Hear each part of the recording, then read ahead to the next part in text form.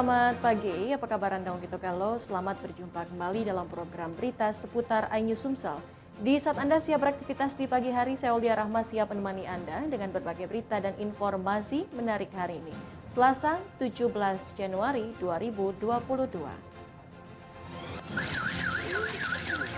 Pemirsa, sajian utama hari ini antara lain banjir di Oki lumpuhkan aktivitas warga.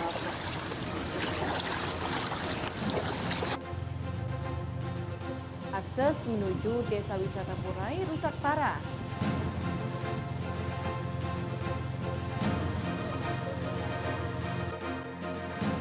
Dan jangan lewatkan Kodim 0402 Oki Ogan Ilir berbagi paket sembako. Pemirsa, inilah seputar iNews Sumsel selengkapnya.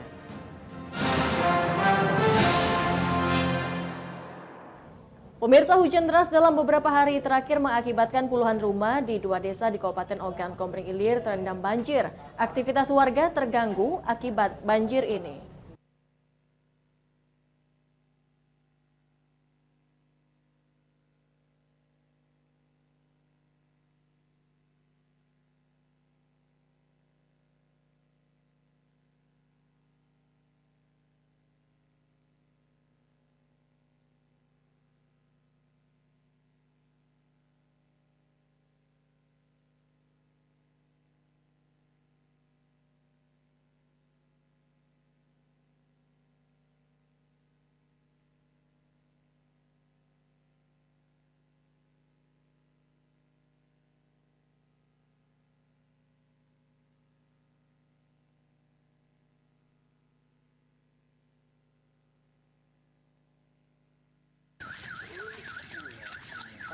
Intensitas hujan yang cukup tinggi mengakibatkan meluapnya Sungai Lempuing berdampak langsung pada warga di 2 desa, yakni Desa Tanjung Sari dan Rantau Durian 2, Kecamatan Lempuing Jaya, Kabupaten Oki.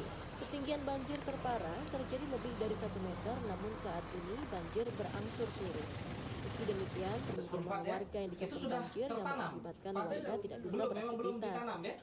Pemerintah kecamatan, polisi, dan TNI meninjau langsung lokasi banjir dan memberikan bantuan sembako kepada warga yang terdampak banjir. Banjir yang berlangsung lebih dari 1 minggu ini juga mengakibatkan puluhan hektar sawah petani terendam banjir. Dinas Pertanian Oki telah mendata dan akan diajukan bantuan kerugian petani kepada pemerintah daerah.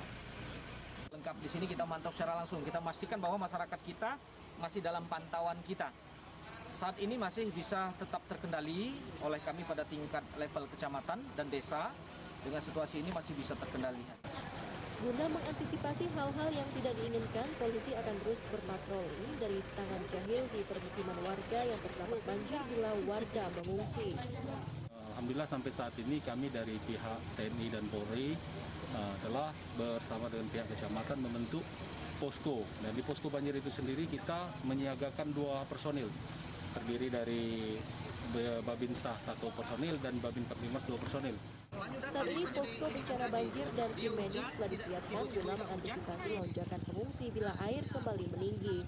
Dari Ogan Komering Ilir, Fitriadi, iNews melaporkan. Pemirsa, sedikitnya 191 hektar areal persawahan di Desa Muara Burnai 2, Kecamatan Lempuing Jaya, Kabupaten Oki terendam banjir. Para petani merugi dan berharap pemerintah berperan aktif membantu bibit padi. Cuaca ekstrim hujan deras yang turun dalam 2 pekan terakhir mengakibatkan sedikitnya 191 hektar areal persawahan petani di Desa Muara Burnai 2, Kecamatan Lempuing Jaya, Oki terendam banjir. Areal persawahan yang hujan membentang kini berubah layaknya seperti danau. Para petani dipastikan merugi karena saat ini merupakan musim tanam dengan menabur bibit dan pemupukan. Para petani hanya bisa pasrah dan berharap pemerintah mengganti bibit padi yang terlanjur tenggelam karena banjir. Menurut petani, banjir ini merupakan bencana tahunan, namun tahun ini debit air banjir tidak seperti tahun sebelumnya. Air tinggi akibat cuaca ekstrim dan air kiriman dari kabupaten tetangga. Salah satu petani Gunawan menyatakan merugi sekitar 2 hingga 3 juta per hektar. Ya, kami yang jelas sudah mengalami rugi untuk biaya benih, biaya tanam, untuk biaya pengolahan sawah tersebut, ya mungkin kami untuk ini merugi kami kira-kira sehektar itu sekitar 2 sampai 3 juta. Pemerintah Desa Muara Burnai II telah mengajukan bantuan ke Dinas Pertanian Oki untuk bantuan bibit. 300 sampai 400 lah petani yang merugi, yang bibitnya sudah siap tanam, terus ketika mau nanam itu kebanjiran. Petani mengharapkan normalisasi sungai segera dilakukan agar mereka terbebas dari bencana banjir. Dari Ogan Komering Ilir, Fitriadi iNews melaporkan. Pemirsa, jalan utama dari Kecamatan Tanjung Batu menuju destinasi wisata Desa Burai, Kabupaten Ogan Ilir kondisinya rusak berat. Kerusakan jalan dipicu banyaknya kendaraan bertonnase besar yang melintas. Akses jalan utama dari Kecamatan Tanjung Batu menuju destinasi wisata andalan Kabupaten Ogan Ilir, Desa Burai kini kondisinya rusak parah. Di sepanjang jalan menuju Desa Burai terdapat sejumlah titik jalan yang rusak. Terlihat sejumlah lubang besar menganga, membuat para pengguna jalan harus melintas dengan ekstra hati-hati. Kerusakan jalan diperparah dengan intensitas hujan yang tinggi. Pemicu lain dari rusaknya jalan yang merupakan urat nadi perekonomian warga ini, tingginya aktivitas kendaraan bertonnase besar yang melintas di lokasi. Mobil bertonnase berat ini berasal dari aktivitas pengerjaan megaproyek Jalan Tol Indralaya Prabumuli yang saat ini masih terus berlangsung. Harapannya ya untuk pemerintah diperbaiki. Ini jalan satu-satunya nak ke Kecamatan Tanjung Batu. Kerusakan jalan ini juga sering mengakibatkan kecelakaan pada malam hari karena minimnya penerangan. Warga dan pengguna jalan mendesak pemerintah daerah cepat tanggap dalam situasi ini dengan segera memperbaiki kerusakan jalan. Dari Ogan Ilir, Fitriadi iNews melaporkan.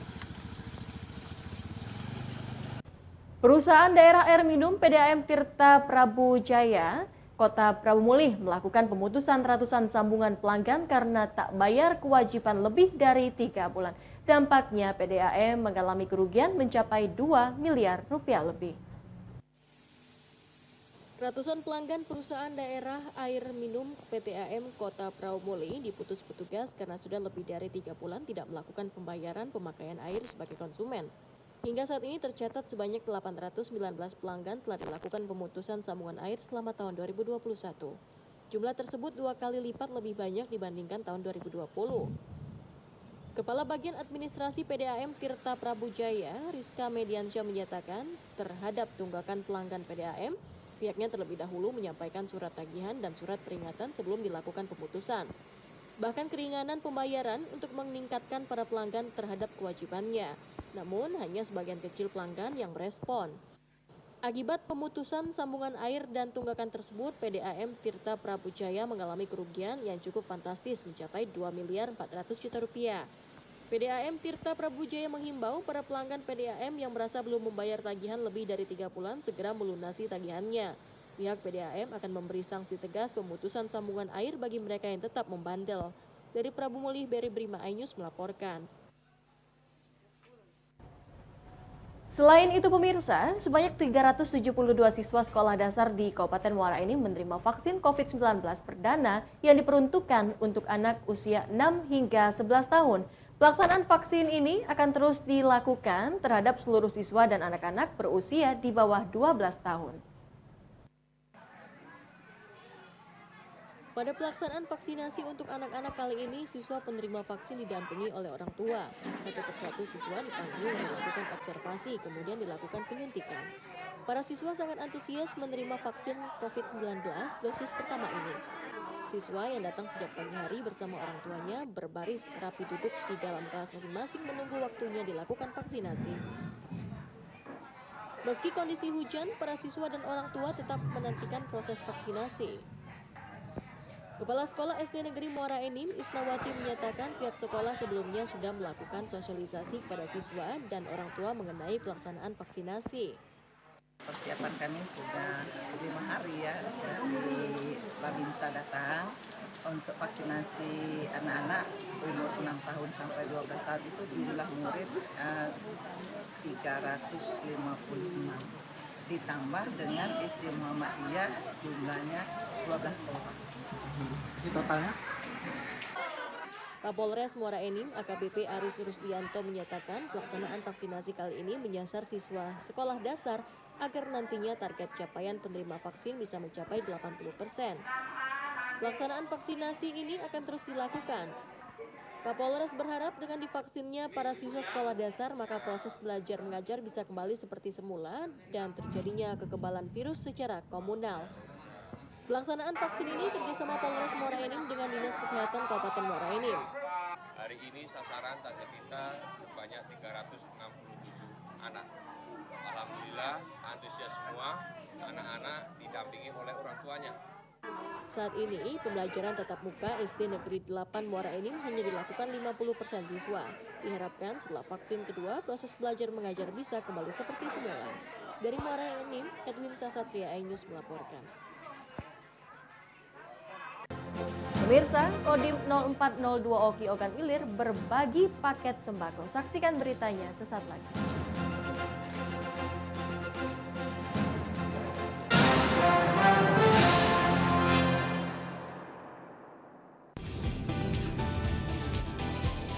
Atika Hasiholan yang lagi seneng banget karena ibunda Ratna Sarumpait akhirnya bebas bersyarat.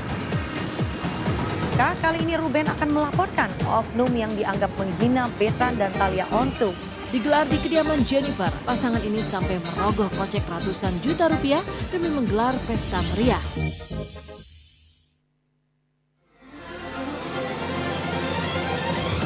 Tim gabungan kembali mengevakuasi korban kecelakaan bus Wijaya. Pemirsa, polisi akan mengumumkan hasil uji balistik penembakan gedung DPR. Pemirsa, razia minuman keras di Tangerang, Banten diwarnai kejar-kejaran polisi dan beberapa pemuda mabuk.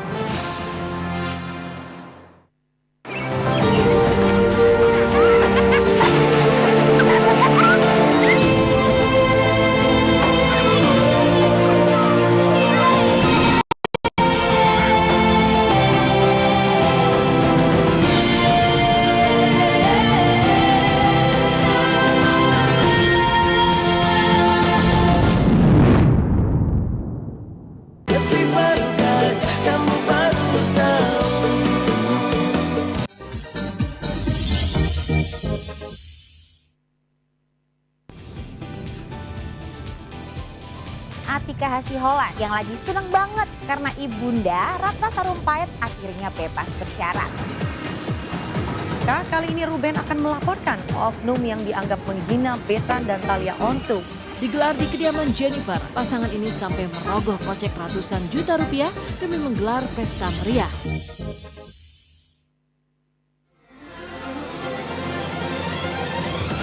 Tim gabungan kembali mengevakuasi korban kecelakaan bus Wijaya.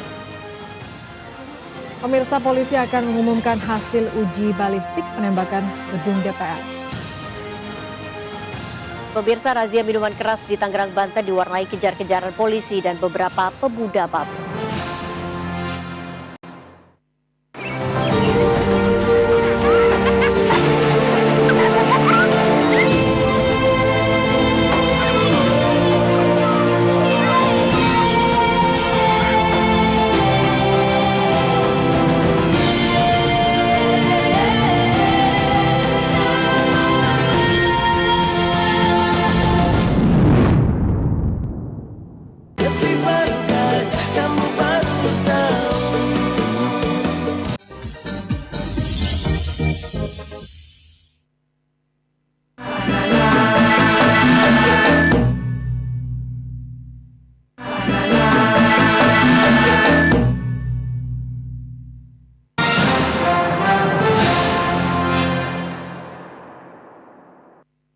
Terima kasih Anda masih bersama kami pemirsa. Untuk melengkapi berkas perkara penyelidikan, Satreskrim Polrestabes Palembang menggelar reka ulang kasus pembunuhan gara-gara hutang Rp500.000.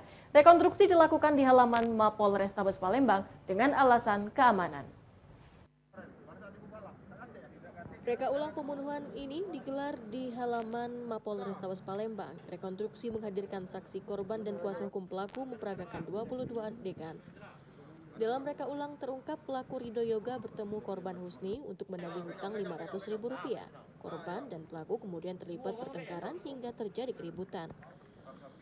Pelaku yang kesal langsung mengambil senjata tajam jenis celurit dan pisau. Mengetahui pelaku membawa senjata tajam, korban pun pulang mengambil senjata tajam sehingga terjadi duel antara korban dan pelaku. Korban yang mengalami luka bacok di bagian paha akhirnya terjatuh dan bersimbah darah hingga akhirnya meninggal dunia. Saksi yang melihat kejadian langsung membawa korban ke rumah sakit dengan sepeda motor. Tak hanya korban yang mengalami luka, pelaku pun mengalami luka sayat di bagian tangan akibat pisau milik korban. Dari adegan ini sendiri motifnya ini apa nih? Motif masalah utang, di mana korban yang punya utang langsung ke kamera, langsung dibalas oleh korban. Terjadilah perkelahian yang mengatakan mati di tempat. Atas perbuatannya, pelaku dijerat pasal 338 KUHP dengan ancaman 20 tahun penjara. Dari Palembang, Muhammad David iNews melaporkan. Dan pemirsa, sebuah minimarket di Kota Pagar Alam dibobol pelaku pencurian. Dalam aksinya ini, pelaku merusak mesin ATM dan CCTV, kemudian menggondol barang dagangan minimarket. Kawanan pencuri minimarket yang berada di Jalan Simpang 4 Mendagung, Kecamatan Pagar Alam Selatan, Kota Pagar Alam berhasil membawa barang dagangan dan merusak mesin ATM menggunakan mesin las. Petugas kepolisian mendatangi lokasi kejadian serta melakukan olah TKP. Pelaku diketahui masuk membobol atap serta mematikan kamera CCTV. Meski sudah sempat merusak mesin ATM, pelaku tidak berhasil membawa uang di mesin anjungan tunai mandiri yang berada di dalam minimarket.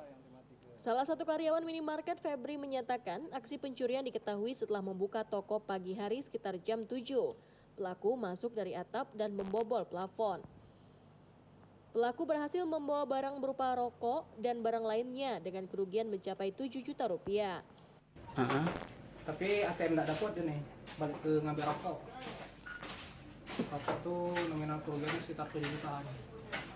Kasat Reskrim Polres Pagar Alam AKP Najamuddin menyatakan kasus pencurian minimarket ini masih dalam penyelidikan. Setelah perokok yang ada di lapangan ini, kemudian mencoba untuk membuka ATM Bank BRI, tapi tidak berhasil. Untuk alatnya masih kita lidik. Untuk sementara ini ada bekas-bekas, apakah dia diolah melalui tabung gas atau dengan. Kasus pencurian di minimarket ini telah terjadi 3 kali selama minimarket dibuka. Diduga pelakunya merupakan komplotan yang sama. Dari Kota Pagar Alam, Yudi Fefman iNews melaporkan. Banyak cara yang dilakukan untuk berbagi di hari Jumat Berkah. Begitu juga dengan Kodim 0402 Oki Ogan Ilir yang mengisi Jumat Berkah dengan membagikan sembako untuk prajurit dan ASN di jajaran Kodim 0402 Oki Ogan Ilir. Kodim 0402 Oki Ogan Ilir mengisi hari Jumat dengan berbagi antar sesama, terutama bagi kalangan prajurit dan ASN di jajaran Kodim 0402 Oki Ogan Ilir. Paket bantuan berupa sembako untuk meringankan beban ekonomi keluarga di masa pandemi saat ini. Selain itu, pembagian paket sembako ini sebagai wujud saling mengasihi, peduli, dan saling berbagi satu sama lain. Paket sembako yang dibagikan diantaranya beras, minyak goreng, gula, dan lainnya. Pembagian sembako dipimpin langsung Dandim 0402 Oki Ogan Ilir Letkol Infantri Hendra Saputra menindaklanjuti program Danrem 044 Gapo Sumsel. Para penerima sembako sangat bersyukur dan sumringah atas apa yang telah diberikan tampuk pimpinan kepada mereka. Pembagian sembako ini akan terus dilanjutkan, tidak hanya untuk kalangan internal TNI saja, tetapi akan merambah ke masyarakat luas sehingga keberadaan TNI akan semakin merakyat. Untuk sasaran hari ini sengaja kami berikan kepada seluruh jajaran prajurit dari Kodim 0402 Oki dan beserta ASN-nya. Hal ini kami lakukan sedikit berbagi kepada seluruh prajurit maupun ASN yang ada di jajaran kami. Usai pembagian sembako dilanjutkan dengan gowes bertolak dari Kodim 0402 Oki Ogan Ilir menuju Danramil Pedamaran. Dari Okan Komering Ilir, Fitriadi iNews melaporkan. Dan pemirsa, informasi tadi sekaligus menutup perjumpaan kita pada pagi hari ini. Saya dan kru yang bertugas undur diri dari hadapan Anda. Selamat beraktivitas. Saya Aulia Rahma, sampai jumpa.